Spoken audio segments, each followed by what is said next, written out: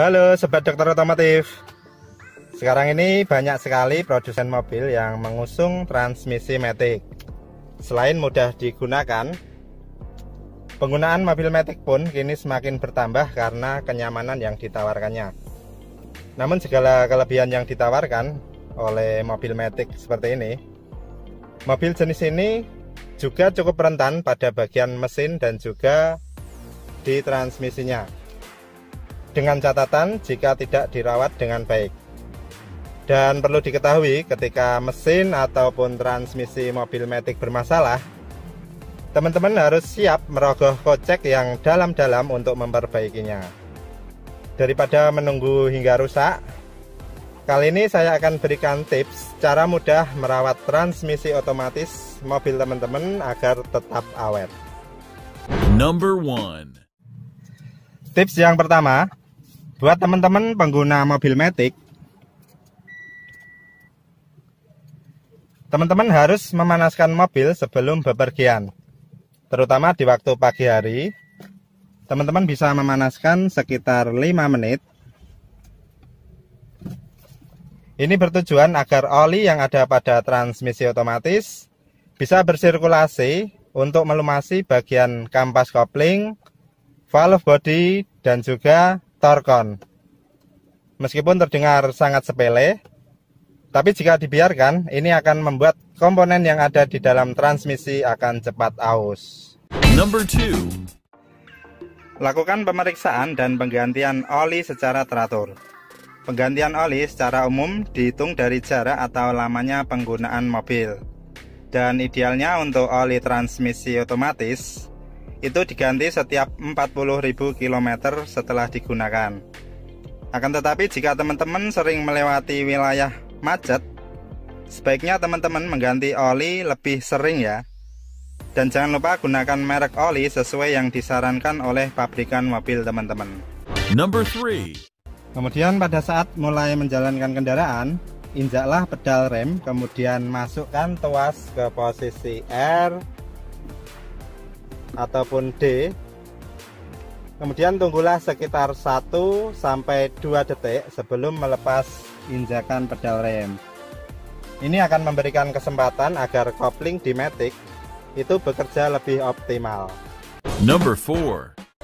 Ketika teman-teman menggunakan transmisi otomatis, pastikan untuk selalu menempatkan posisi tuas transmisi pada posisi netral seperti ini.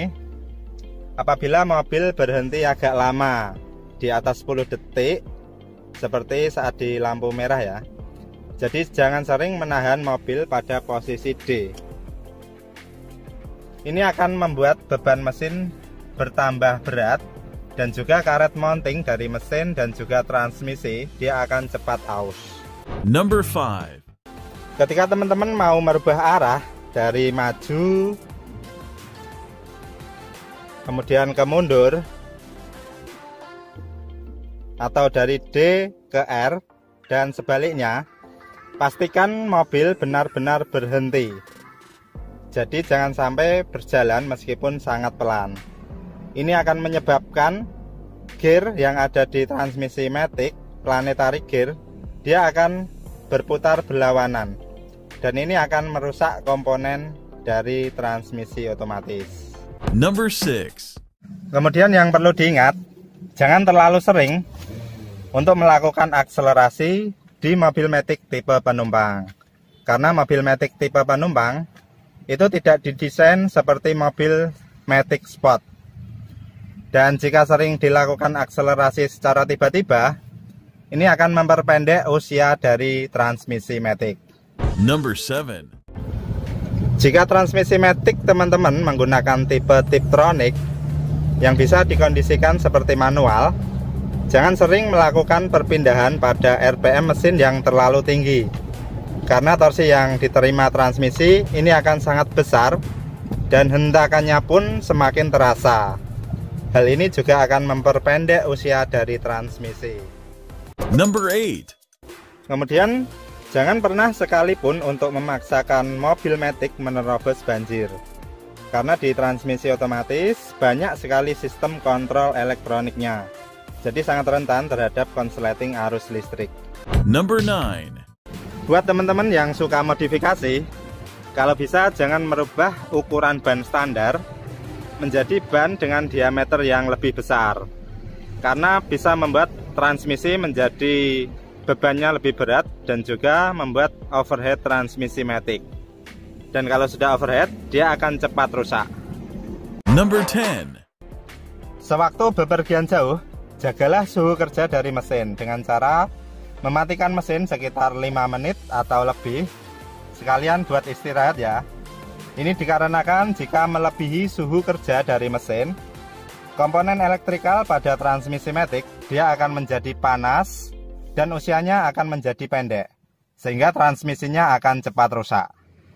Nah, seperti itu teman-teman, 10 hal yang harus diperhatikan dalam merawat transmisi otomatis. Jika masih ada tambahan, kritik maupun saran, silahkan teman-teman tulis di kolom komentar yang ada di bawah. Jangan lupa like dan subscribe di channel Dr. Otomotif. Terima kasih.